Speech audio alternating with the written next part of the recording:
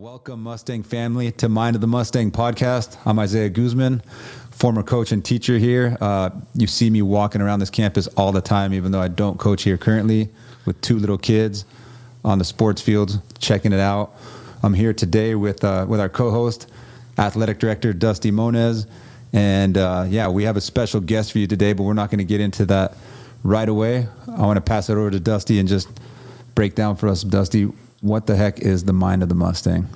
Yeah, the Mind of the Mustang is a podcast that is meant to be something that our athletes, our coaches, our parents, our community can listen to and really understand what it means to be a Mustang. And to be honest, I think the biggest thing that I want folks to get from this is to understand how athletics at Monte Vista are distinctly different than athletics as they may have at the club level or in other high schools.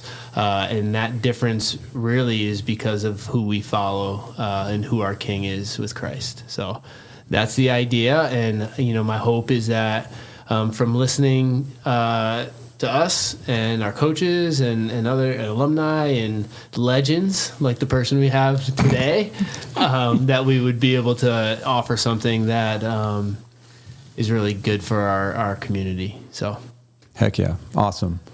Well, yeah, this guy is definitely humble. Probably does not being called a legend. He's shaking his head right now because he's like, well, that's a good. He's got the heart of the Mustang, the mind of the Mustang, but I know he points it all to Christ. But the legend of this person. I heard about this person before I actually met him, so that's kind of like what consists of a legend, right? So, what is it? 4 decades? Don't say anything yet.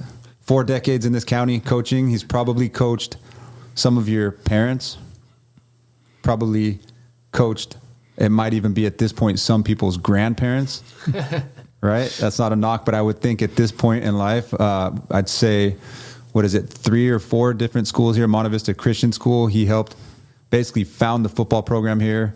The football stadium exists here because of him. So many different things, has his handprint all over this county, coaching football. I've run into kids teaching in the public schools who had him as a coach. I ran into parents who had him as a coach, but I don't want to give away too much, steal his thunder. So our guest today is none other than Ron Myers. Welcome, Ron. Well, it's good to be here. Yeah, good to be around a couple of young guys with some enthusiasm for stuff. This is good. Young-ish, Yeah. 46 now. You're young. Should we ask your age? Should we ask your age, or should we not? Or how about how long? No, we'll do it this way. Why don't you give us a little bit of the breakdown? How many years you coached here in Santa Cruz County? How many schools? And when you retired, you're no longer coaching, and we'll let our listeners try to do the math on your age then. Well, I started coaching in 1971, so that you can add the dates from that and stuff. We got 49 years in football. Nice. Well, I was born in 79, so there you go. Yeah. So we had your parents. I coached your parents. So, yeah, there's a few people in there in a few years. We had 11 years in Southern California. And then I had this word that Mama goes home. My wife was raised in Los Altos, California, so when a job opened up here in the county, she made sure they got our film. Wow. And we ended up moving here. Wow. It was a good move. So Great move for our family. What was his first school you coached at when you came up here? It was Monte Vista? I was at Watsonville High School. I was the head football coach at Watsonville High School through the 80s into the early 90s. And then some friends of ours at church. He had just become the new president here, and a young man a guy that had discipled me as a young man. His brother was the athletic director here, a guy named Paul Lyons, and his brother Steve had discipled me in Christ so he connected with me, and the two guys started asking me and talking about what would it take to put football in here at Monte Vista. And that was right after the earthquake. It's amazing how that thing shook the place loose. So 89 for those of you who weren't alive yet. Yeah, in 89, the the famous old building where everything took place for decades and decades, the school, was destroyed. You couldn't go inside. And the new president, a guy named Clark Wetzel, had a vision, and he wanted so he built the big building that's down there now, the biggest building on campus. He put that in there, and we didn't have students for it either, but he had a vision of what he wanted to do with it, and it included putting the athletic program in the local league here in Santa Cruz County. Before they were in the athletic league, for about 25 years, they played all kinds of sports. They played soccer mainly, and basketball, baseball. Same with the girls, same sports. And then, but it was small. The school was about 150 in 1990, about 150 kids. And that included a really, really strong boarding program. And so not a lot of day students. So that was his vision in bringing in athletics. People, it's something about bells and whistles, athletics, good music programs, bands, choirs, drama, all those things that a lot of people will call extracurricular. And my mentor got me to start calling it co-curricular. It's either part of the curriculum, it's part of the school and what we're doing in a total package of everything, or we shouldn't have it. And that was Clark's vision. It was a good one. So we bought in 91. Wow. Made the break. Wow. So how did that, I'm just curious, the football stadium, give us a little bit of the story of, you give us a 2-minute version on how that, like what you guys were playing on when you first started here, like, and how that progressed to the stadium that's actually here now. I'm picturing like you guys playing like in some apple orchard or something like that. Now that field had been a lot of things over the years. It started, the field actually starts up by where the baseball field is, and went all the way down on a gradual slope all the way down to the golf course. And if you go out to where the flagpole is now, that's pretty much the natural grade. So I just went out there and just sat there for hours for several weeks. I'd sit here and then I'd sit there looking at the thing and thinking what we could do with it. And I remember playing in a stadium growing up in Orange County, played in Orange Coast College, and we walked down into the stadium. The stands were all above us. You walk into the stands from above. And I bounced it off the architect that was donating his time and energy to do it for us. And he said, yeah, just dig a hole right here. Wow. And so we were able to, we moved 100,000 cubic yards of dirt. It was so much, it was incredible. It's crazy. Using 2 government surplus earth movers, night and day. It was amazing. That's crazy. How long did that take? Do you remember? It took us about a year. Wow, just digging. Just digging and building and taking the dirt and building the berm there for the stands to be on. And the upper field above it, what we use for soccer a lot right now, and everything else, about a third of that field is fill. It's actually fill. And we took dirt out of there and put it up there to make a big, huge practice field area. See, when I got here, the only field we had 2. We had where the little gym is now. That was a little bitty softball field. And we had the baseball field. Everything was done at the baseball field, soccer and everything. So we didn't have a lot of field space. So creating that space down there was pretty important to us.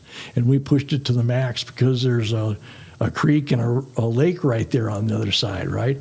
And we put that over there as far as we could with the county coming out and continually doing this, and we'd plant a few more trees and say, no, we're taking care of it, and which it has stood the test of time. It's done a good job. 100%. One of the things I was just thinking about that, as an athletic director is like, how did you mobilize that type of movement to build something so, substantial? I mean, I would put it on like top 10 high school venues in the country, to be honest, as far as a football field.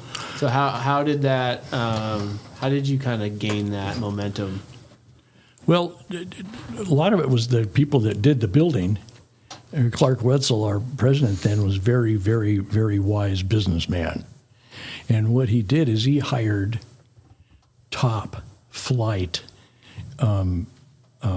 construction guys. We had a guy that was such a great welder. He could weld rust. He was incredible.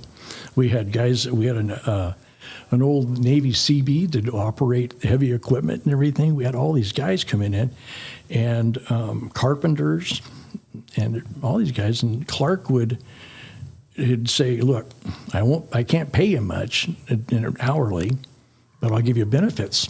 And some of the guys in the trades may not have benefits, so that was kind of big. Wow. And I'll give your kids free tuition. Wow. Wow. And their wives got excited about it, so they had to come and work for us. And it was kind of interesting. A guy would get done, his kids would graduate, and he'd move on, and the Lord would provide another thing. It was kind of like building the tabernacle in the wilderness. God just anointed these guys to do these things, and you see the work they did. It's just amazing. And we did it for pennies on the dollar.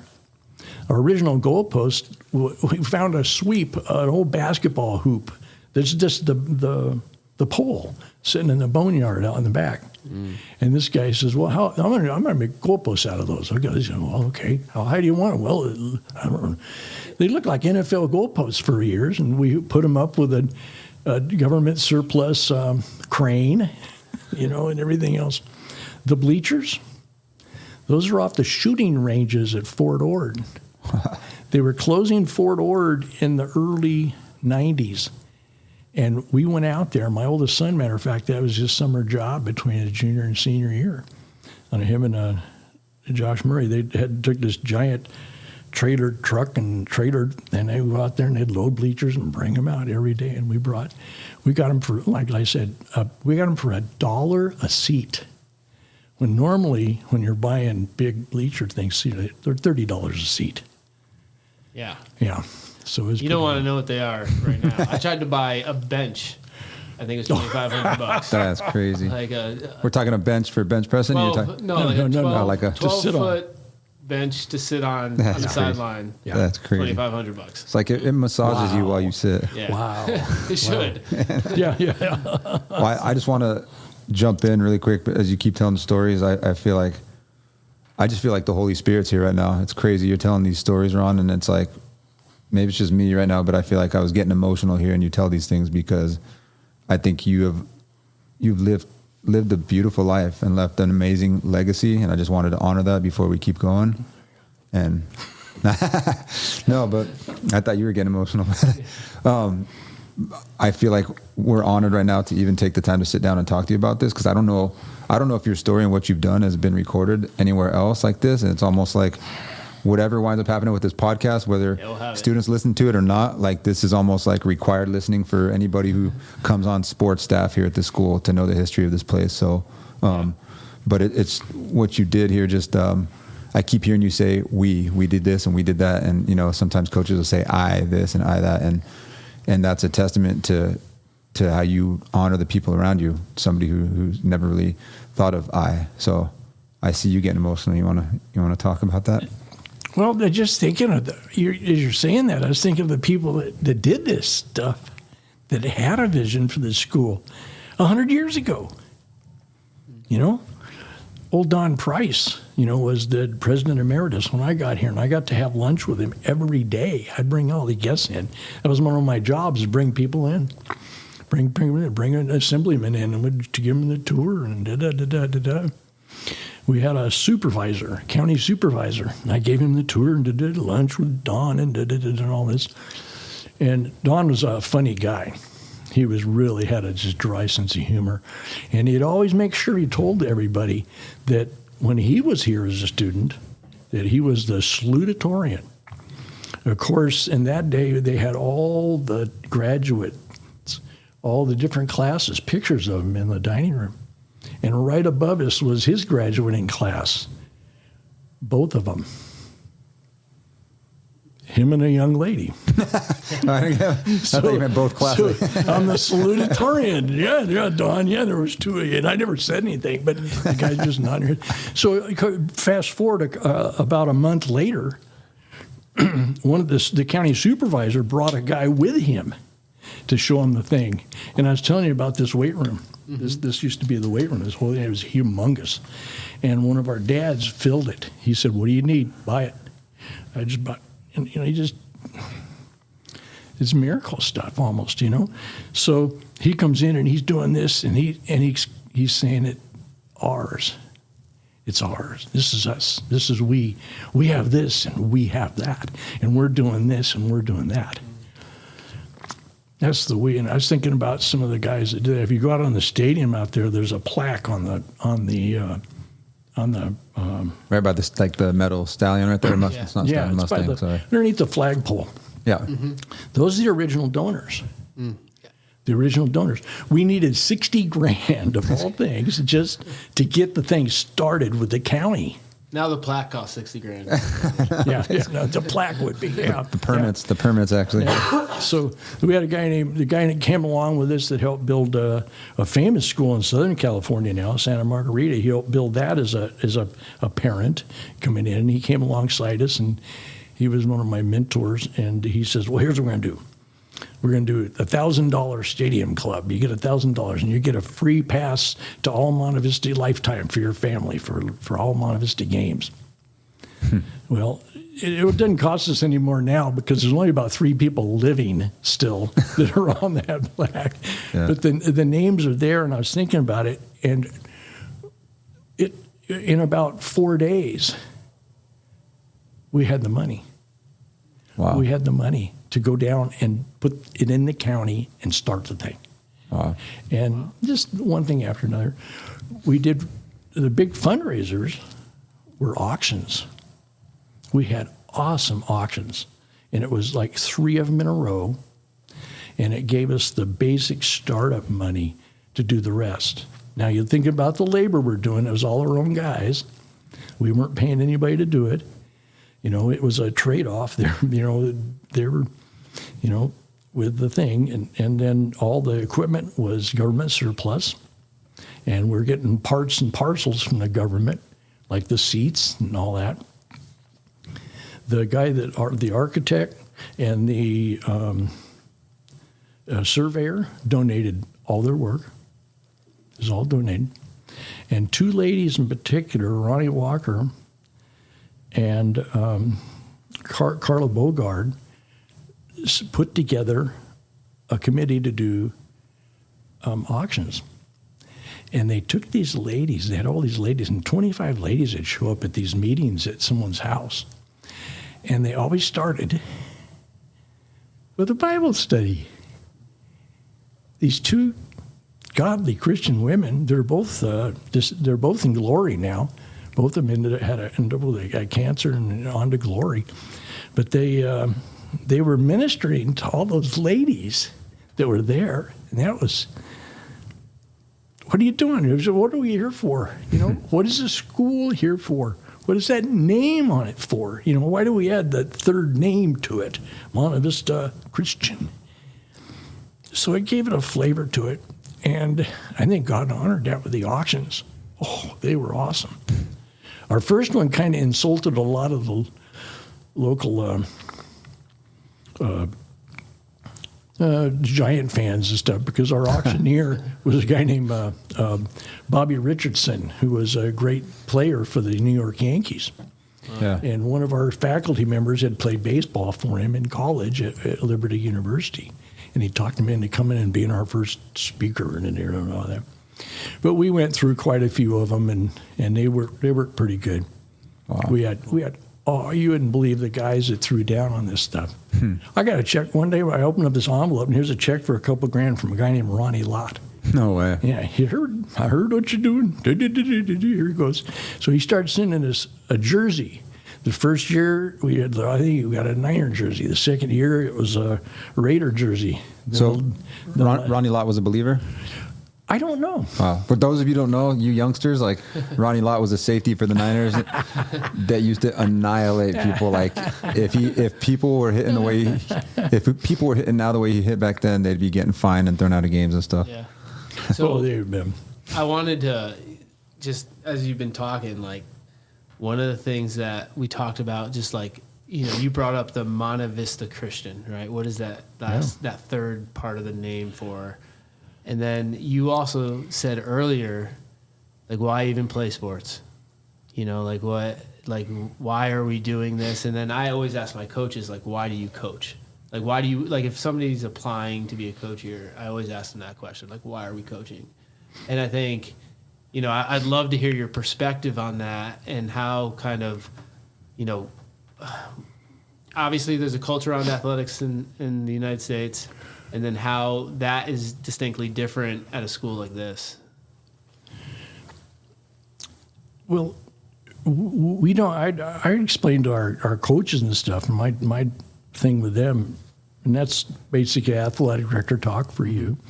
You're the coach of the coaches, and I'm not a football coach. I don't coach football. I coach people. Football's just a game. It's a venue. It could be, name the sport, but we coach people. And that's what we're here for. And that's the heart of an educator. What are the, the Christian school for me by definition is the church educating during the week. It's the church doing its business during the week. And what's the church does? It evangelizes, it educates, and it edifies. You get all three of those. And we're doing all three here. We would do all three in our sport.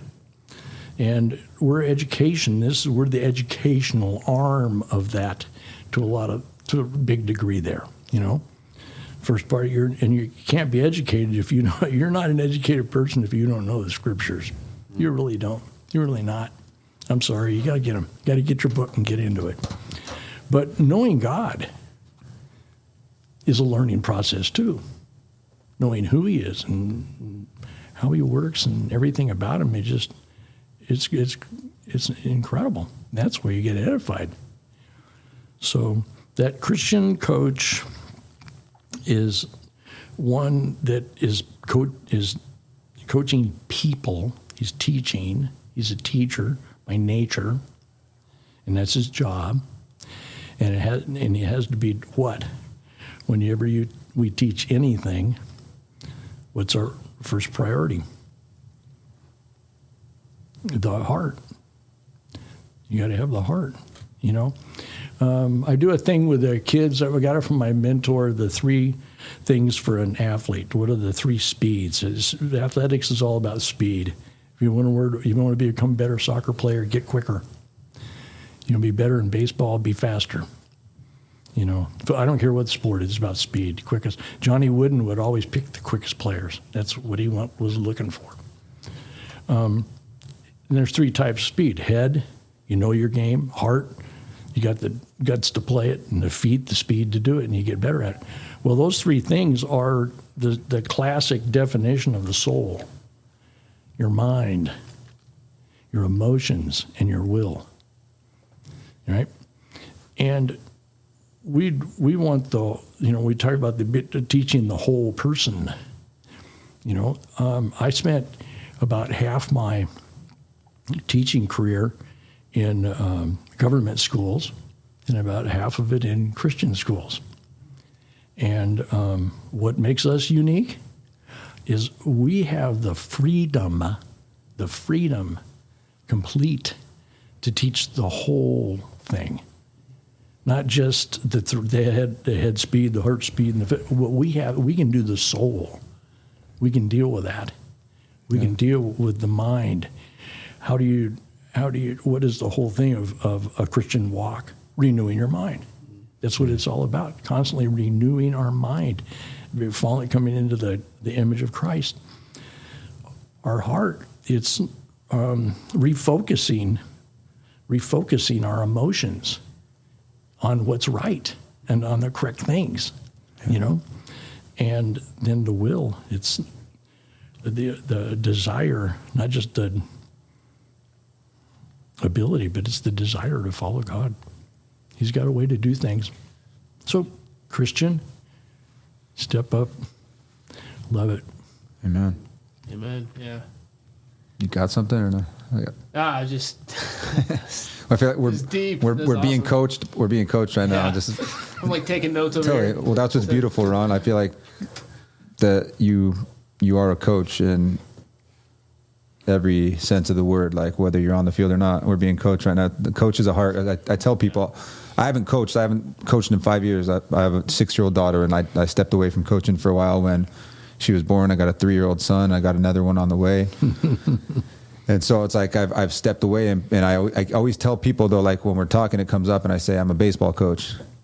It's weird, even though I haven't actually coached in 5 years, because like I am a coach, and it's like It's part of me. You know that, like when you're a coach, you're a coach. Like you're a coach now. You're not on a football field anymore, but you're a coach. I think you're coaching the flag football team at St. Abe's, though, right? Or you will be. That was fun. Yeah. So it's just a part of who you are. And I think, when I think of somebody who was made to coach, there's some people who happen to coach their kid's team for a year or something, but like you were made to be a coach, and that can be on the field. That could be a lot of different places, Well, God blessed me with an incredible wife that allowed me to do that. I've seen a lot of guys come and go in the profession of coaching, and it's so taxing, emotionally, mentally. I mean, how'd you like to be married to a grouchy old coach all the time coming home, good, can't believe that kid, And my wife just has that way. Yeah. Well, people don't know that, but that's a real thing. If you're not married to one, yeah, for sure. It is coaches' wives show a lot of grace, or husbands show a lot of grace. Coaches' spouses, right? Yeah, their spouses. Oh boy, For the sure. spouses and the men and the women. Yeah. It's part of it. Let me ask you, just another question, because what would you say to high school athletes, young athletes, who, I think a lot of them are, on Instagram and all the different social medias, and they see, they have goals, and they see what a D1 athlete looks like on Instagram, or some of the things that are going on culturally, in the NFL or in the MLB, or they have all these outside influences from people who are not necessarily like yourself, right? Giving them the values that a coach here might give. And they have what I see is a lot of anxiety around performance. And honestly, it's performance anxiety on the field and on the court sometimes, that they have trouble performing to their best because of that, all this pressure. And so what do you have for our young athletes listening that could maybe really help them as they get into, we're about to start the winter season here, so as they kind of prepare for the winter season? Well, what's our number one enemy within ourselves? What's the number one thing that we have to overcome? It always comes back to us, our pride. You were saying it earlier, That's why I tried to dump that word, that letter out of my alphabet. Yeah. No I in team. No I in team. It's pride. I want this. I do the glory, and you get the glory in it and stuff like that. And the culture says, what? The winner. You didn't win the Super Bowl, you're a loser. Second place is just first loser. All that stuff. I latched on when I just started out coaching. There was a coach named John Wooden in UCLA basketball, and just ran off 10 or 11 NC2A championships. And I had to get a copy of his book, especially because I was coaching basketball and I didn't know, hadn't done it in a few years. He gave us a definition of success that was so countercultural. He says that, and this is the greatest coach of all time. No one's ever come close to Coach Wooden in terms of performance and winning by the world standard, and what we all want to do. Because I'll be honest, we don't practice to lose. Yeah. Right. We're in it 100% to win and just do our absolute, but we're putting our whole life into it. That's why I don't like to do board games or anything. When we go off now, I threw my pencil away. I can't compete. My whole life was competition, and now all of a sudden, I just don't want it anymore. Wow. I did enough of it. I'll save it for my next football team. So, Football team of grandkids, it sounds like. Yep. Well, they're there now. Here we go. John Wooden, the peace of mind, that starts completely different, doesn't it? The peace of mind that you gain knowing that you did the best to become the best you're capable of becoming. The peace of mind that comes from knowing you did your best to become the best you're capable of becoming. That's that, man. If that doesn't ring true to it's like an athlete's thing. It's like Pilgrim's Progress. It's all right there for them. Yeah. It's developmental. I ask people to be patient with me. God's not done with me yet. The same thing with you as an athlete and stuff. So, and it's also when you take that philosophy, this thing that comes is it's about training, it's about practice and all that stuff. Football especially is, the average play lasts barely 5 seconds. So the actual activity on the field, actual movement and acting in the field is a little less than 10 minutes. The whole thing.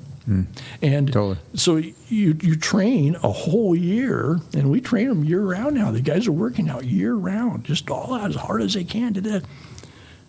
For 100 minutes for 10 games, 100 minutes, that's not even 2 hours of actual doing something. So where do you get the most value out of it? Where's the value? Where is it? It's in the glory of the grind. It's in the work. Amen. It's in the becoming. Yeah. It's in that thing that transformation. I mentioned about renewing your mind. You're going to renew your mind. That's all transformational. Christianity is all about transformation. He's given God. What's it say? While we were yet sinners, Christ died for us. But then what happens when you put your faith in Him? His Holy Spirit comes in and He gives you a new heart. But you still got a lot of this stuff. So how do you change? How do you do? And He promises you that He will keep working on you your whole life. And you do it by transforming yourself, by the renewing of your mind. That is a process, and it takes work. It takes work. Just like it takes work to learn how to shoot a basketball. And you got to stay at it, and you got to be diligent at it. So, and the guys I know that are diligent athletes are the guys that some of them are, and I tell you, they've applied the same work ethics and that same heart into their spiritual life. And I've seen them grow like crazy. It's just part and parcel. I had a roommate in college that was the worst football player I had ever seen. He was the second string center on the worst team in LA City schools his senior year. They lost the toilet bowl game, the two 0-8 teams, and they ended up 0-9. And so he comes to college, and he tried to play this linebacker spot, and I was a safety, and I knew that every time they put him in the game, I'd move way up because I knew if it came our way, I'd have to make the tackle. Well, long story short, this guy ends up starting his last 2 years as a starter at fullback in a championship team, and college championship team. Wow. He just would not quit. Wow. His determination. Wow. And just that work thing and stuff. Now he's one of the world's experts on C.S. Lewis. He was He was one of the last interviews on his newest book was one of the last interviews on Charlie Kirk's show. Wow. And matter of fact, the book he wrote on evangelism is the book all the colleges and many seminaries use stuff. So I just saw that guy just doing it. One of my other roommates that was a great example to me is a vascular surgeon. Now he's a trauma surgeon. Come on, the guy's my age. He's still doing trauma. If he can do trauma surgery, I can still coach football. I'm sorry, guys. Come on. There you go. So, yeah, and I watched him throw. He was a 400 intermediate runner in college, and he threw up after every race. Pushing his body to the limit. Pushing it. Yeah. Yeah, and those guys achieve. When you get to the end of it, and you say, "What did I do?" Well, you want to do something. At my age, a lot of the guys are sitting around wearing the hair off the back of the head, watching TV. Yeah. And it's a little bit left, but not much back there. So, what are you going to do with your life? You're going to waste it. John Piper had a great series on that a few years ago for he was doing to college students. Don't waste your life. So one of the things that I love about that is this focus on process rather than the result, right? And and I love how that is connected to our own sanctification process as Christians, right? Good word. And I would say that is such a key element for as an AD, this is where I see just confusion around it. And I want to ask you a question about parents in a second here, but what happens with our kids is they see not playing, sitting on the bench for a year, or or not making a team right away, or whatever that may be, as kind of like a death sentence athletically. And I still haven't found maybe a great way to show them that this is just not true. It's literally not rooted in truth.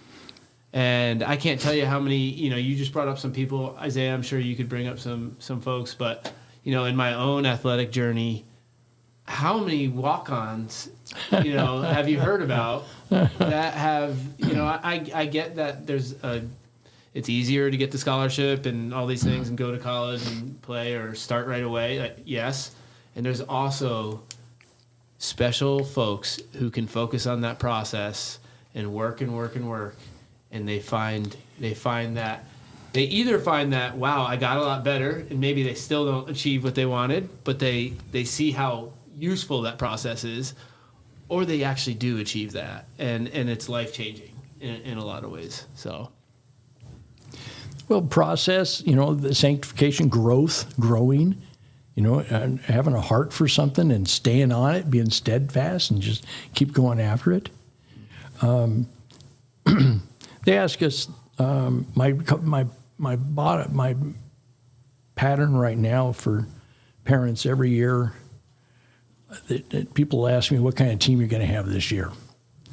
And my answer now is, we won't know that for about 15 years. About 15 years. And I've been long enough to have a bit bigger view. We'll see what kind of husbands they are.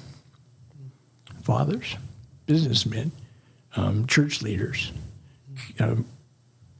community people, patriots, whatever. Yeah. Amen. That's when you're going to see it. And that's why I say for parents, get the big picture. Get the big picture. Think of your kids in a generational way. What's going to happen down the line? Think about your grandkids. What do you want them to have? My dad was a great basketball player. Okay, great. But what kind of man is he? Yeah. So we're constantly asking young men, what kind of man do you want to be? Yeah. What kind of man do you want to be? And it's going to show everywhere. It's going to show on the field. It's going to show in the locker room. It's going to show in the hallways, the way you treat people, the way you act to people. Are you a real warrior? A real warrior always does what? Protects the weak. All those, that's thing right there. You brought up the thing about the guy, the person that says, well, I got cut or whatever, you know. People always say, well, Michael Jordan got cut when he was a freshman in high school. Well, he got cut from the varsity as a freshman in high school. Yeah. The next year, he was on it. And, you know, I've had the privilege of coaching 4 NFL players and I don't know how many D1 guys, and you know, and all those different layers and everything. It was fun watching them go through the recruiting process and go through that, and watch them go through the getting drafted and, you know, and doing all this stuff. And it's hard. That is a tough business.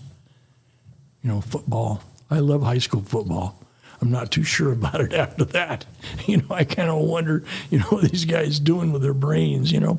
They're going to pound on each other until they can't walk anymore. But my wife and I raised 4 athletes. 3 of our sons played college football. My daughter was a scholarship softball player. And my wife's the one with the knee surgery. So, you know, who knows about that? Everybody else made it through healthy. I mean, she did a lot of squats in her day, I'm sure, picking up 4 babies. Oh, she's tough. But so I've seen the athletic thing. I've been through there with the kids, with the thing, you're wanting your kid to be able to play and do those things like that. But I think I think Holly and I did a really good job of trying to have the big picture of it. Of those kids, what are they there for? And what are they going to be in 20 years, 15 years, 20 years, 30 years down the line? Right. And it's character. It's about character. It's not about that game. Because if they're good enough, they're gonna play. You know, Yeah. The kid that's the coach over at Soquel right now, Dwight Lowry, 9 years NFL. I was unsure the first game we were in. And he kept letting this receiver get behind him, and I'm kind of thinking, Dwight, you got to cover him a little closer there, you know. And so finally, the quarterback saw that too and threw the ball out there. Well, their kid went up for the ball, and Dwight went up for the ball, but Dwight kept going up and up a little more. Yeah, the guys at that level and to play at all those levels. There was a wise old basketball coach, a D1 guy years ago, that his recruiting thing to the parents was, think about what level you think you can play. Go one lower, you'll have a whole lot more fun. There you go. You know? Yeah. And I kept a thing in my offices everywhere I was about the thing of fun. My mom found a picture of me and my dad back from my Little League days. And here's this little, 11-year-old kid, a scrawny little guy. And my dad was this big old guy. He was a monster. And he's arms in there with him. And the second I saw it, I heard my dad's voice. Now I don't hear voices, okay? Yeah. But I just remember him saying, "Did you have fun?"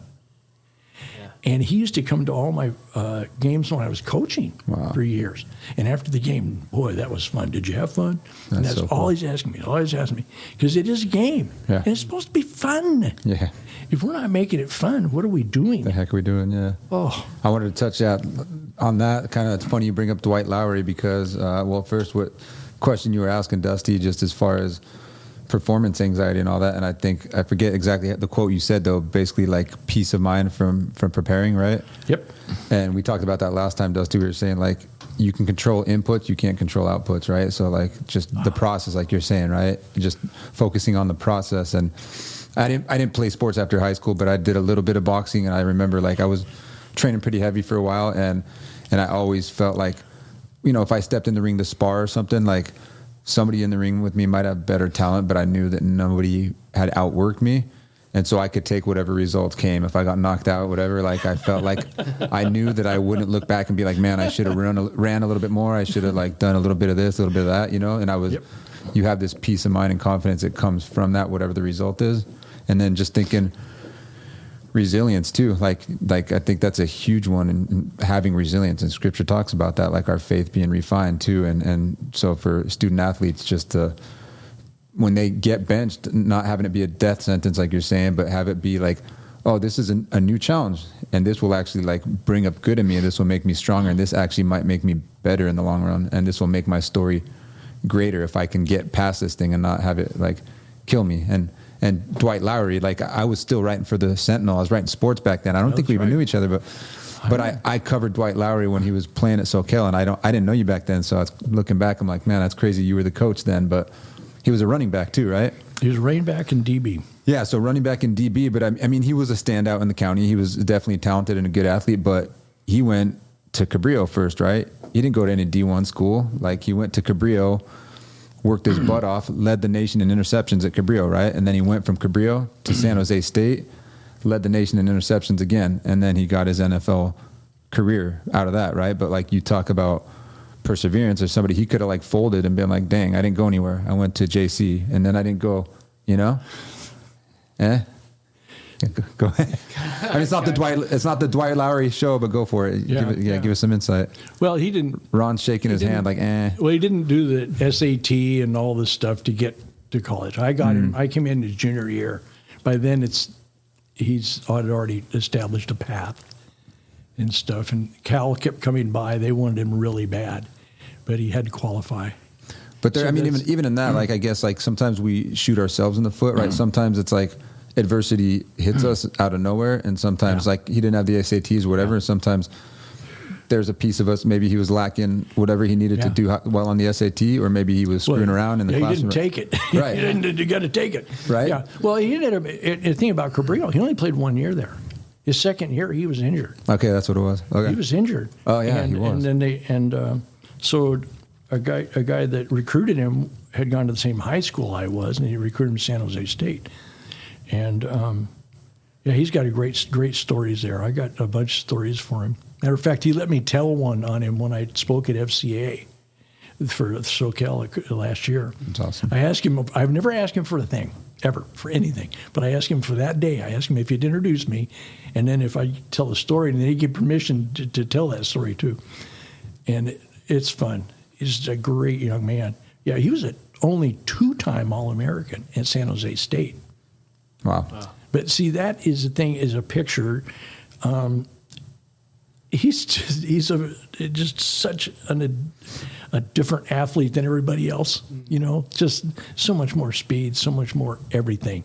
And you had all those things together. He had the foot speed, but he had this courage level, this just ferocity when he could play. And talk about smart. He's one of the smartest athletes I've ever had, and it's showing on his coaching right now, the way he's playing with his team and stuff. So all those things add up on the thing. Overcoming it, yeah. Do you really believe? Do you really believe you can do that? Someone getting in your ear, someone that believes in you. I had a guy that coached with us for a time, and he was a really good, a fine young man. His name was Eric Davis. He played for the 49ers. Yeah. When the 49ers, when Sanders was the big corner, he was the other one. Yeah. So where are you going to throw? You will forever be the other one if you played with Deion Sanders. Yeah. So where are you going to throw, though? You're going to throw at him. Yeah. And he's the guy that got the big interception on Aikman to win the championship game to send them to the Super Bowl and stuff. And he went on and had a great career. But he tells a great story about him showing up. The first plane flight he ever made in his life was the flight to the camp, to the 49er camp. Wow. He played at a little school in Louisiana and somehow ended up in the Niners. And he goes up and he's sitting there. And all the guys, the vets are all stretching over here, and all the rookies are over here. Well, he went over by the vets and sat behind him, and they just nodded at him. Well, he makes the team. And that famous guy, Ronnie Lott, their Hall of Fame safety, came up to him and said, "Hey, look, you're good enough to be here, or you wouldn't be here. Sometime this year, we're going to count on you. Be ready." Wow. So you talk to that kid that's that second quarterback, got to be ready. Yeah. He's got to be ready. I mean, football's a game. Boy, you're one play away from being there. You know, that kid that you're the second kicker even. You know, come on, you got to be ready. You got to be doing your duty at all times for your team. All of a sudden, you're the 8th man on the basketball team. You're not getting a lot of court time. Yeah. You know. Yeah. Boy, I tell you, all kinds of things happen in life. If you're not diligent and you're not ready for your time, Amen. then you haven't done your part for the. I was doing a camp one time, an FCA camp, and I got to work with Trent Dilfer. He got a Super Bowl ring, did a pretty good job. Aptos High graduate again. Aptos for those that don't know. Yeah. Coached against him, and one of my players tried to tackle him off the sideline and missed. And the ref didn't see it either. It was an embarrassing moment for us. But and some kid asked him a question, and he said, "What about losing? How do you know if it's God's will? Is it God's will for me to pray to win the game?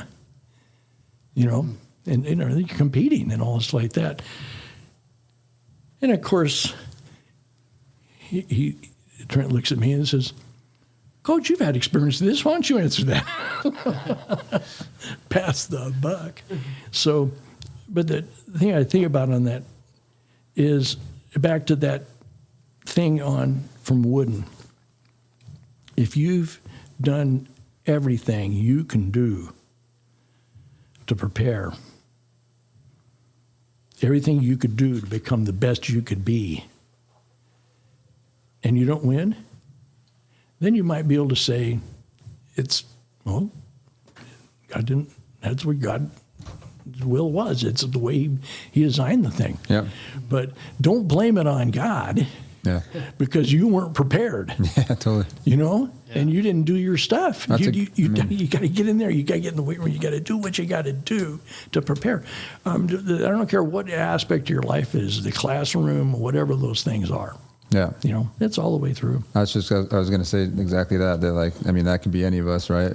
Like any point in life, if you're not prepared, or if you're living in the past, or if you're like living in shame or whatever it is, and you're not walking with the Lord, like he's got things for you, but like you got to be following him, right? And he'll bring, like I've experienced that in my life. Like you're walking with the Lord. Like I was just reading that today, right? That like delight in the Lord, and he will give you the desires of your heart. And like, if like seek first the kingdom, and all these things will be added, which we talked about last time. Like if you're doing that and you're delighting in the Lord and you're seeking first the kingdom, he will bring about what he needs to bring about at the time that he needs to bring it about. You're not going to miss it, whatever it is, whether it's on the sports field or in another area of your life. You're not going to miss it. The only thing you can miss is missing relationship with him, missing out on the moment in the present with your family, with the people around you. Like you said, like you can miss those things, and you can't get that back, but you're not going to miss whatever opportunity you think that may be coming if you're following that path. So that's not even a question, I guess. Sorry, just throwing that out there. That's good. Well, you got you got relational. Yeah. You put it in relational terms. And that's what it is. Our thing with God is it's about a relationship. It's about a relationship to the creator of this universe.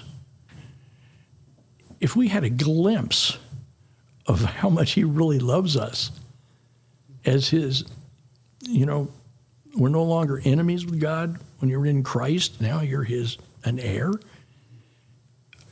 We couldn't handle it. We couldn't handle it. It'd blow your mind. Yeah. So why do we live down in this life grubbing around when we could be, living in a thing of glory? It's a mental thing. Yeah. The relationship. Got anything, Dusty, or no? No, I mean, we're coming up on 54 minutes here. It seemed like it was like 10. I know, totally. Well, I just wanted to, a couple thoughts and a couple more questions then, Coach. First one is, which one do I want to ask you first? I guess I want to ask you this one first. We started the show talking about, you know, what you built here at Monte Vista, and it started, I think, with a simple yes, right? Somebody come asking you if you would, what do you think about coming here and starting a football program? And my question is, did you know at that time when you said yes to this, like what you would be building, that you would step back on this campus years later and see the legacy that you left, the programs that have grown? I mean, there's got to be a couple thousand people at Monte Vista home games now, right? Like you got kids rolling down the hill, you've got families there, you got generations, right? You got food trucks, and like, I mean, that's just the small part of it. It's so much deeper and so much more beautiful than that. But did you know when you came to say yes to this, that you would, like, what would follow? Did you have any kind of sense from God that it was going to grow, or you just said yes to this little thing and you were faithful to that and let what happened happen? You know, when you're in the moment, it's so intense. Sometimes you don't think out there. You know, you don't think out there. That's why I really pushed our parents to see things long term. You know, leave the scoreboard to the coaches and the kids. Think long term. Think what's happening to your kid, his heart, his attitude, what he's going through. Now I get to reap it, though. You know, when I see the Walker kid, the sophomore, the only sophomore on varsity playing, and his dad was on our first football teams here. Wow. Yeah, his dad led the county in all-purpose yards, catching and receiving his senior year. Shout out Reese Walker. Yeah. So, Tipton's kid playing on the freshman team, and another of it, guys, former students, another generational. Yeah, that's a blessing to see that. I'm sure. At the time, pretty intense. Yeah, of course.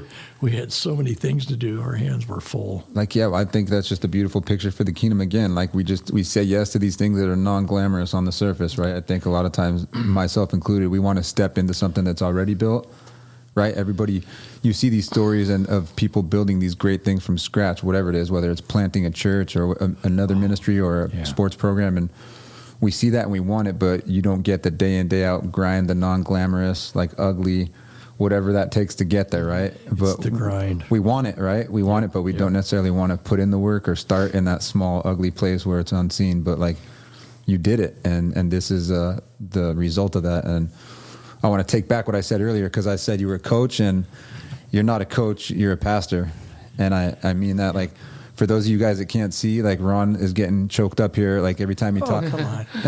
All right, sorry. He's tough. I'm sorry. He doesn't, his eyes, he's got an allergy, I think. There's an allergy. Nancy Wright gives me these things a lot, so I'm okay. All right. Well, but no, like, I just want to, you get choked up when you're talking about people and the kingdom. And it's like, if you guys could see, like, how much clearly you love the Lord and you love people, and you can't help it talking about them. So, and I know you're an elder at your church at Trinity Christian Covenant. That's what, right? Trinity Covenant. One of those. It's TCC, Trinity Covenant. But you're an elder there. When I say pastor, I don't mean somebody who stands up front and speaks. I mean, like, you're a shepherd of people, and you have been in every venue that you've stepped into. Well, thank you. You're welcome. Appreciate that. Again, no question, just a comment. Yeah. And I'll just say, like, you know, right away, Ron took me out to a breakfast and gave me the lowdown on Monte Vista, all things Monte Vista. Nice. And I mean, it's just so great to have you as a mentor, to be honest, Ron. And I can't thank you enough for coming on and doing this with us. You're the first one, so actually we did like a. We babbled for like an hour and a half last time, but we're two young dudes. Like, you came in and dropped a bunch of wisdom. We're like, I don't know what we were talking about last time, but we're throwing that one out. I'm telling you, it is such an encouraging thing to see this school and this athletic department carrying on. You know, they had that. Paul Lyons, the athletic director here for 25 some years, just loved God. You've had some godly people come through here and see young guys just taking it to new heights in so many ways. It's exciting. Well, exciting. I wish people could see the headset on, though, Ron. You still look like a coach. You got the headset on. You're missing the mouthpiece right now, but like, if people could see right now, you look like you're basically ready. You got one ear off and you're ready to coach right now. Yeah, that's so I can hear a kid talking to me. Yeah. We just need a clipboard. We'll get you a clipboard next time you walk in here. There you go. I learned my first year coaching when I threw the clipboard, and the principal of Montebello high school looked at me, and he bent down and started picking up the papers for me. That was the last time I used a clipboard. Just that So humble, embarrassing. Yeah. that humble so act. Yeah. embarrassing. Yeah. And what a great man he was. He taught me some great stuff. Wow. Well, anything else you wanna add before we go?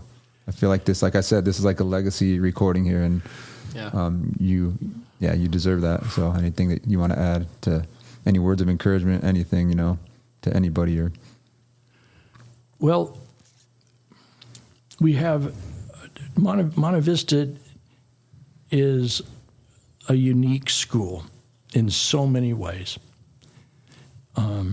It has the Christian character thing. It's got the Bible in it. It's got this, and it's got an outreach. We welcome all people from all sorts of backgrounds and stuff to our school here. And they're coming from all over. And I just say this: when you're here, remember, no one's perfect. We're all in the same boat. We're all sinners saved by grace. Don't get focused on the people and some of the things you see, especially when we fail. Mm-hmm. Learn who Jesus is. Jesus is you got to know who Jesus is. Knowing who he is will determine your eternal destiny. And if you get one thing out of being around Monte Vista Christian School, knowing Jesus. Amen. Amen. Thank you, Awesome. Ron. Can't add to that. That's it. That's it. Thank you so much for spending the time with us, Ron. You're a blessing. You're a blessing to this place, to the community. And Yeah. we're honored to have you here. That was a kick.